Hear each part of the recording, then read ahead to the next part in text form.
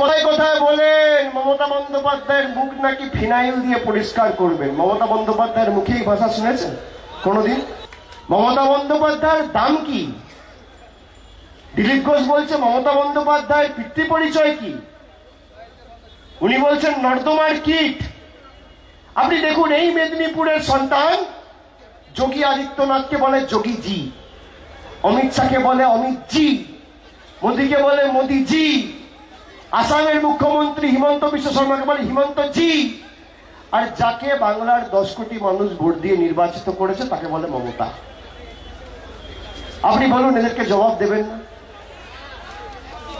দেবেন না? এই গড় বিদ্যাসাগরের গড়, এই গড় সর্বাধি নায়কের গড়। এই গড় কোনো পরিবারের নয়, এটা মানুষের গড়।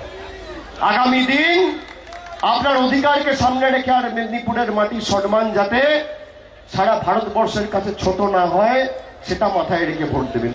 আগামী 25 তারিখ ঘাসের উপর জোড়া ফুল চিহ্নে 2 নম্বর বোতাম টিপে দেবাংশুকে জোড়া ফুল চিহ্নে মামাটি মানুষের প্রার্থী, তমলুকের প্রার্থী, উন্নয়নের প্রার্থী আর বহিরাগতদের বিতাড়িত করার প্রার্থী, তৃণমূলের প্রার্থী 2 নম্বর বোতাম টিপে ভোট দিয়ে বিপুল ভোটে জয়যুক্ত করবে। আর দায়িত্ব আমার।